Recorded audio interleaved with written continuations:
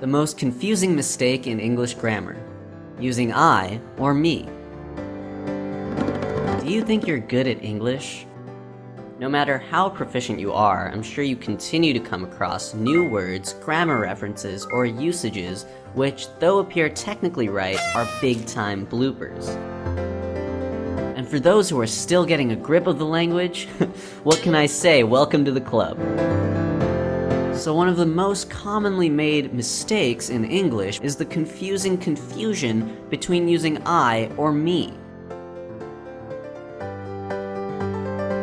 How would it sound if someone were to say, "Me love you," or "Me am ready"? Or if your friend were to ask you, "Are you following I?" or "Give it to I?" I'm sure your friend's going to instantly ask you, "Who's Mr. I?" Here are some rules that will help you choose between I and me. Rule number 1. I is nominative, whereas me is accusative. The nominative case is used for the subject of the verb, which means the word which denotes who or what does what the verb says. The accusative case marks the object of the verb, which means the word which receives the action of the verb. In the sentence, "He loves me," he is nominative and me is accusative. Don't get it? Okay, let's make it simple with rule number 2. I is used as the subject pronoun, whereas me is used as an object pronoun. We know that I and me are pronouns. The subject pronoun is used to refer to the one that does things. Like in the sentence, "He saw me," he is the subject pronoun. The object pronoun is used to refer to the one who has the things done to him.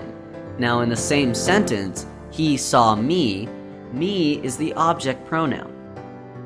So when you have to ask someone to keep a secret, you say, "This is between you and me." You and me is the object of the preposition between. Rule number 3. If you're still getting confused between I or me, here's a cheat rule. Remove the unnecessary parts of the sentence for correct phrasing. For example, here's a test sentence. Is it "You and I should have dinner sometime," or "You and me should have dinner sometime"? Confused?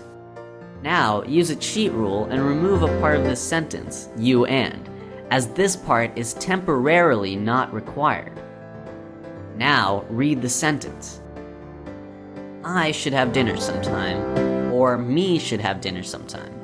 Now this one definitely sounds nonsensical. That leaves you with the correct answer, which is "You and I should have dinner sometime." Let's try this cheat rule again. Consider you and I or me are going to the prom tonight.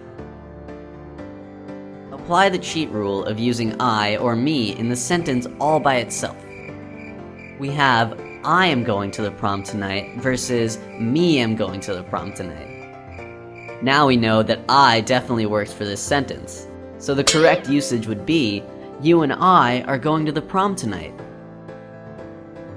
Coming to the last rule, rule number 4. Try to expand the sentences wherever possible to avoid ambiguity. Compare the sentences with I or me, and then go back to the shortened sentence.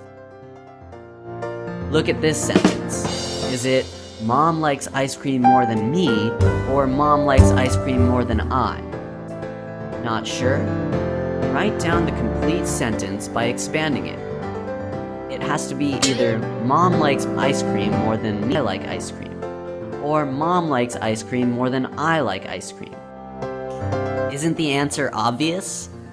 Now, go back to the correct shortened sentence, which would be "Mom likes ice cream more than I."